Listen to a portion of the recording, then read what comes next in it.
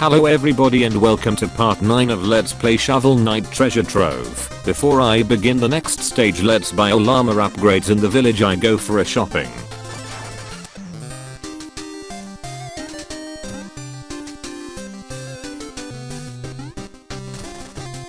Five armors to buy, let's go. 1 armor bought.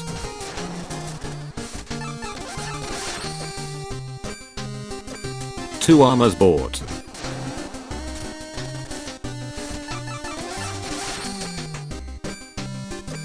Three armors bought.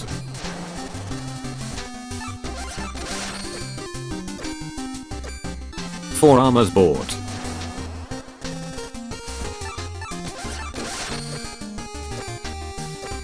And last one is bought. Let's change my armor to red one. Now let's see if I have enough money to buy shovel upgrades.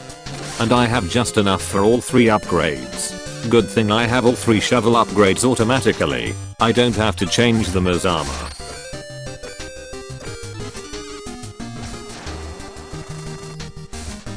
And last upgrade is mine.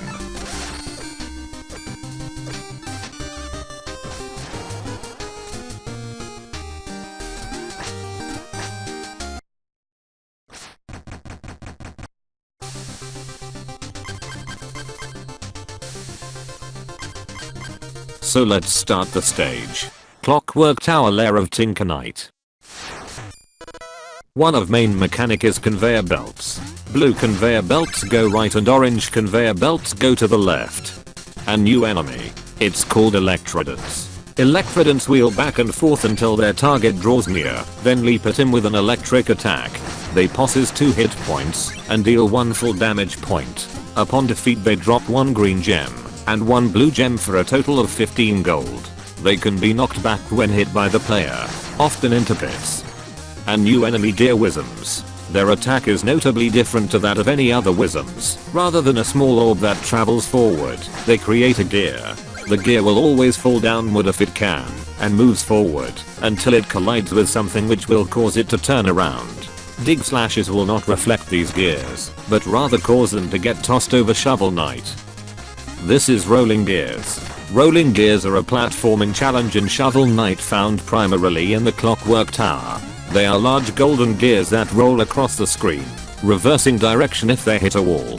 Shovel Knight can shovel drop and bounce on top of them, but they will damage him if they touch him.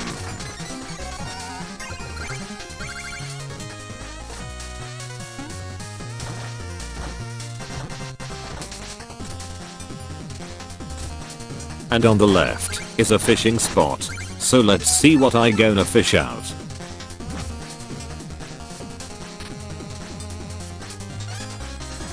It just trouble, and I forgot to drink one of itches. And there's the first checkpoint. To get it, I need to go around.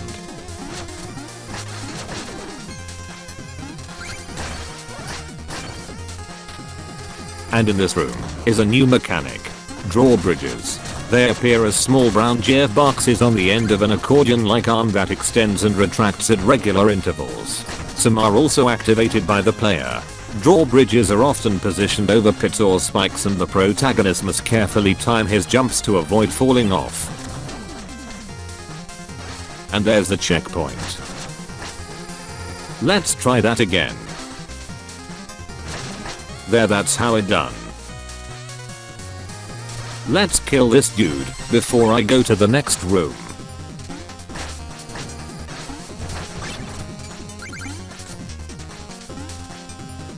New enemy. Cogslitters are minor enemies who throw cogs in a circular, arcs alternating up and down.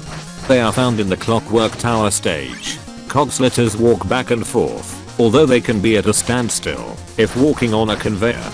They either aim their tool up or down a few seconds before firing a cog, making it easier to guess the cog's trajectory. They have 4 hit points and drop 2 red rubies and a jar when defeated. And first music sheet is here. The best solution is to wait and kill fairy enemies so as not to create a problem by pushing you in the pit, and watch out for that rat because he leaps into you. Prepare phase locket. Sign daggers are minor enemies that fly across the screen in a wavy up and down sign pattern. Shovel Knight can use the shovel drop to bounce on them. They are commonly found in the clockwork tower. On the left is a secret, but before I go, let's destroy this dude.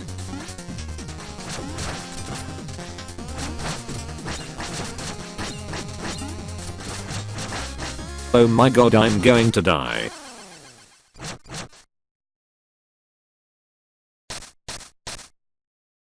Now let's see what is on the left side. Be careful on conveyor belts, because they will push you in the pit or spikes. And it's Chester. Let's see what he has to offer this time.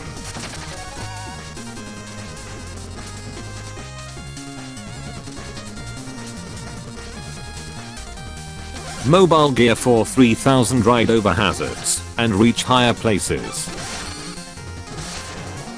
The mobile gear is a relic used to safely traverse over spikes and small pits, and can also be used to kill small enemies and damage larger ones. When used, Shovel Knight tosses out a small box onto the ground that turns into a device comprised of 2 gears. One of the gears is standing up vertically, and the other is laying down horizontally on top of the standing gear. The device will move in the direction the player is facing once the player jumps onto it, including over spikes. If the device encounters a pit, it will hop a small distance into the air, clearing short pits. If the device hits a wall, while in midair it sticks to the wall and can be used as a platform. The mobile gear can be purchased from Chester for 3000 gold in Synchronite's stage, or in the village for 3500 gold, if it was not picked up before completion of the level.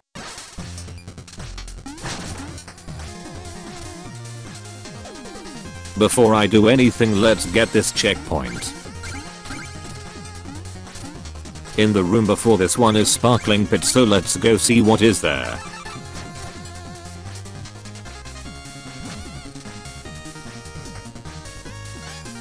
It's golden fish, 350 gold in my pocket. And second music sheet. You need to use mobile G to get it. Just drop it, ride it, then jump on the platform. Then from the platform use mobile gear again, and ride it, and jump where music sheet is. And do that on the way back.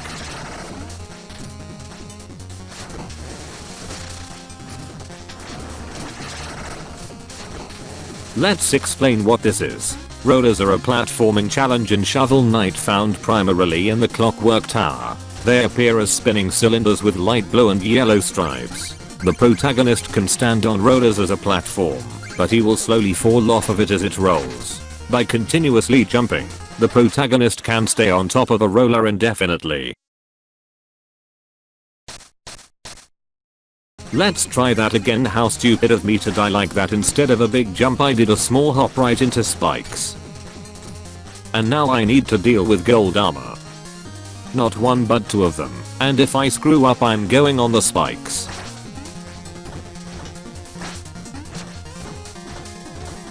And add the worst enemy in this game, and this section is really great.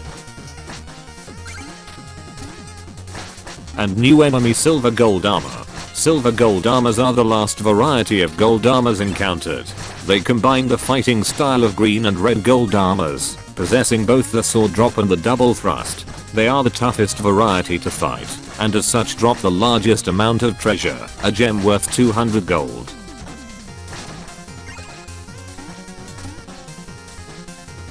And checkpoint 2 cog slitters, and 1 rat to defeat.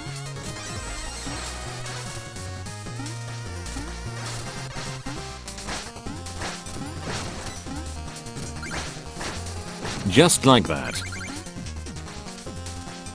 Good, some food, I really need it. There's 2 ways to go up the ladder, or down the roller. I'm going down the roller.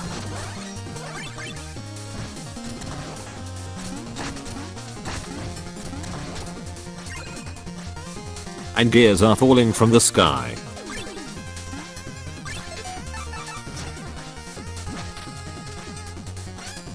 Another goldfish here.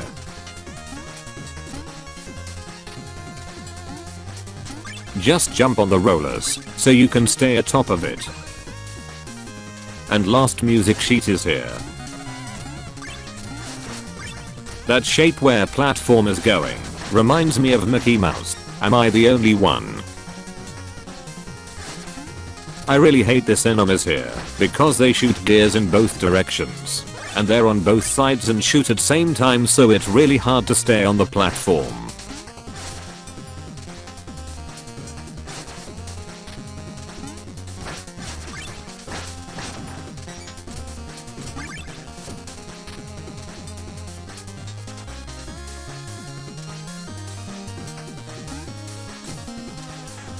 If you went up the stairs you would end up here.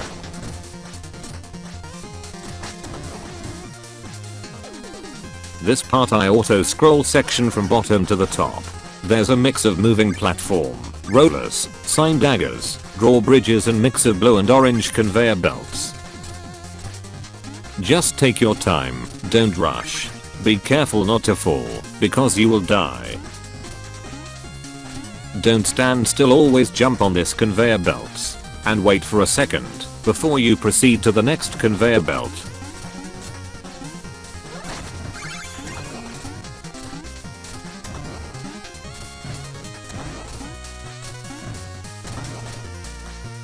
And there's the end of this room.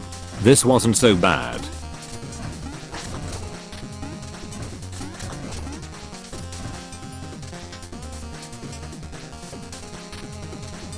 There's some food, if you need it.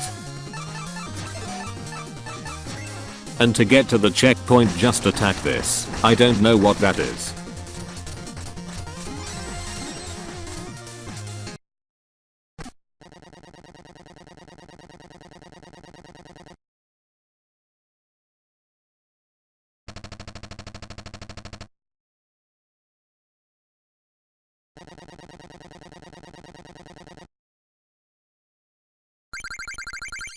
In the opening phase of the fight you can defeat Tinkerknight with one hit from the mobile gear.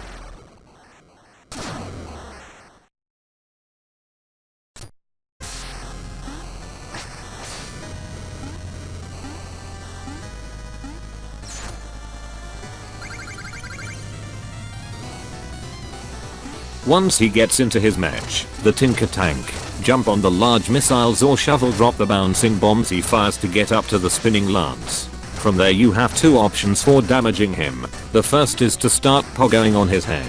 The second is to hit his red shoulder missiles back at him. Each one does one full circle of damage to him when it hits. You can also use your throwing anchors without having to get on top of his match.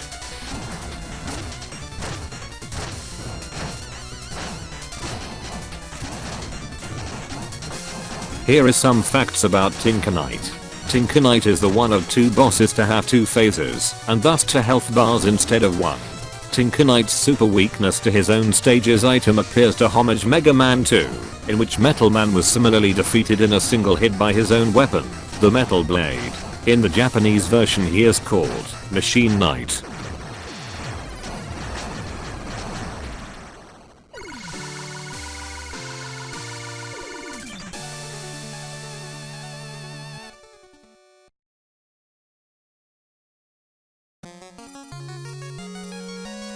And like after every stage, Shovel Knight needs to rest a little bit.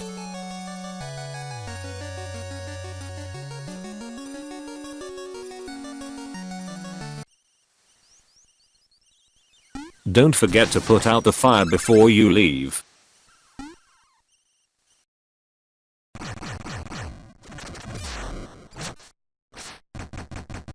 Let's see who this is.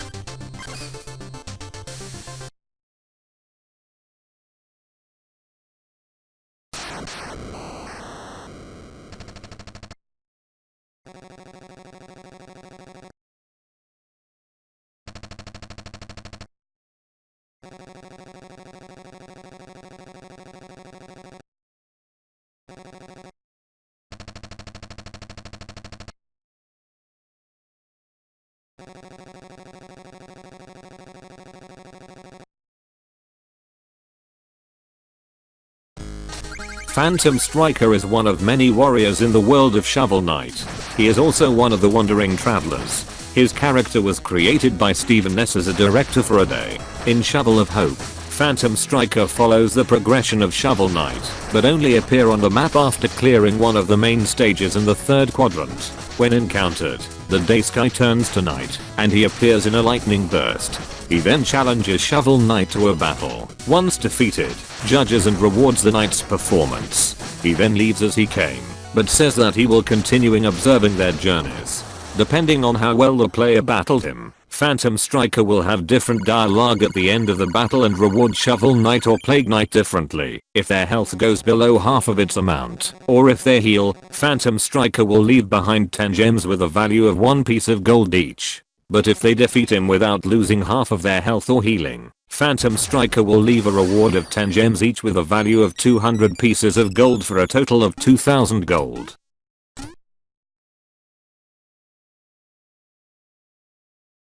Feat accomplished. Well met. You get this when you defeat all of the Wandering Travelers.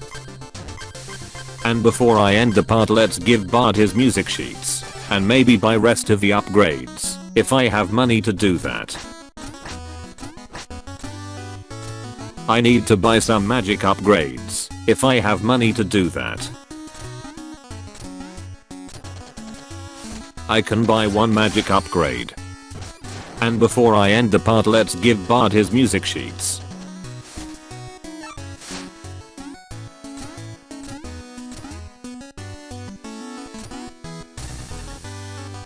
There's 3 music sheets called of Devious Machinations, the Schemer and the Destroyer.